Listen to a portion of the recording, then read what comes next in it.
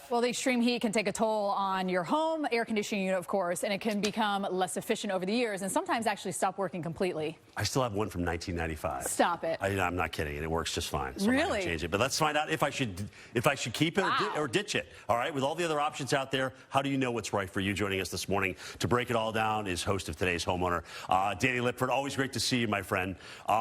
Most people have, at least a window unit in their house. Is that a decent option or not?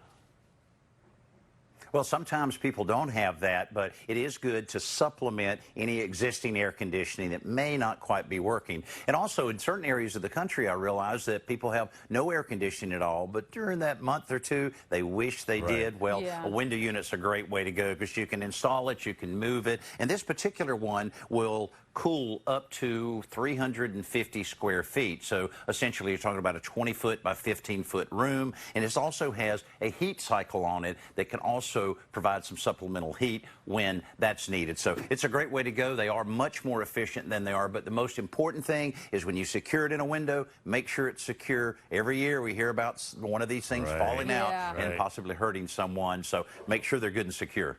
And Danny, it's not only the window units. I know that there's some that are kind of smaller and on wheels, and you just have like a tube that you can actually stick out your window that are much more portable than the one that goes in the window, right?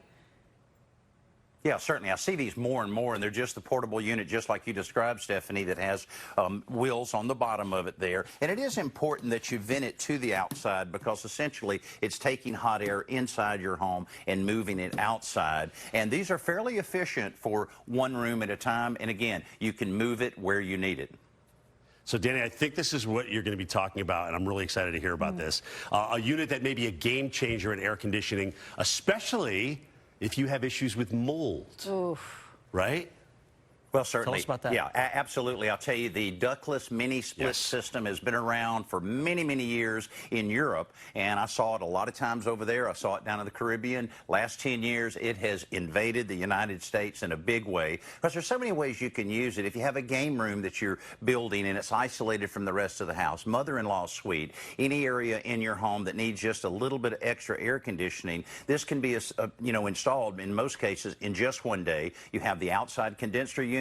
You have piping that runs in to the wall unit that mounts on the wall that you can control with either a remote control or your smartphone. So a lot of ways that you can use this very versatile unit, and it's extremely efficient, saving you money all along the way. And Danny, you can really hide these, right? You can install them either into the drywall or into the ceiling. You don't even know they're there. Well, that's what a lot of people don't realize. They think of this big unit that's hanging on the wall that nobody wants. Well, they've really changed them a lot. They have them recessed. You can actually put them in the ceiling area of, say, your hallway, and it can serve more than just one room in your house. Okay, so what about areas, I remember Southern California, I know a lot of people don't have air, but things are getting hotter and hotter and hotter. What if you want now to have central air in your home?